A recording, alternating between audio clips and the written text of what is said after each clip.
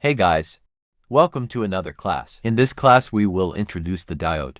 What is the diode? What is the diode used for? It is an electrical component that will allow the passage of current in a single direction, and it will serve then to key. Okay guys, some motherboard components. Look how interesting. I separated it here for you. Do you see the B9 here? The one with the black diode. Why? Because this specific diode is close to a battery connector and is Toshiba branded. This diode has a lot of problems.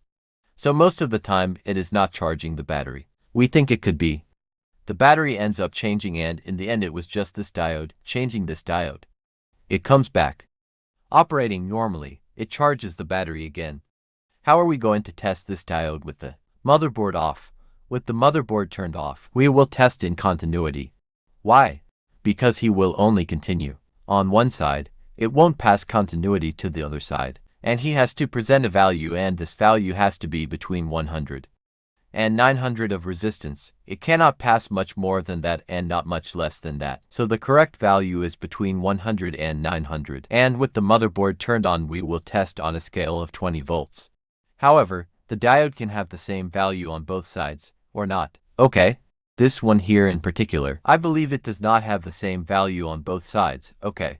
And when will he have a problem? When he has much below or much above the normal of that, between 100 and 900. His nomenclature in license plate is letter D. What are you seeing here? This one here in particular is the D9, okay? And some special notes. He cannot whistle. The multimeter cannot beep on the continuity scale. If when measuring the diode, if it beeps, it is that it has a problem. It may give a slight beep at the beginning of the measurement, but it cannot continue beeping while you are measuring. Okay guys, if it keeps beeping, it has to be measured off the board, or if you're going to have to remove it from the board and measure it outside the board, because it could be shorted to another diode in the line, okay? On the same line may be shorting another diode and presenting a problem with it. So come on guys, let's do the measurement.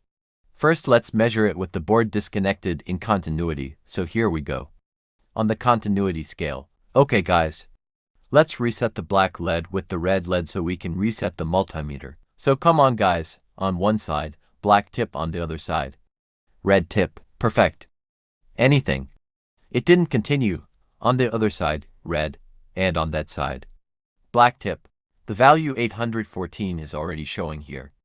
Okay people, 814,815 resistance. Perfect. It is between 100 and 900, and on the other side it did nothing. That is, it did not continue. So we'll do the following. Let's now feed the board. Let's go. Let's feed the plate. Perfect. Let's go. Black tip on the ground of the plate. Okay people. Black tip on ground, red tip on one side. Okay? It didn't give anything. Sorry. Moving to the scale of 20. Let's go. Red tip on this side here was 0.01. Okay. Red point on this side over here. 33 volts. Okay people. Perfect. So it's showing voltage on one side. On one side, and on the other side it's not showing voltage. That is, 0.01 is insignificant, so it is not showing. Perfect. Are there diodes that will show the same voltage? Yes, they exist. So don't worry about introducing yourself. It has to present some voltage, at least on one side. Okay people, that's the detail. So, with that, we have already finished our diode classification, and our next component to be tested will be the crystal. Then you can go to the next class.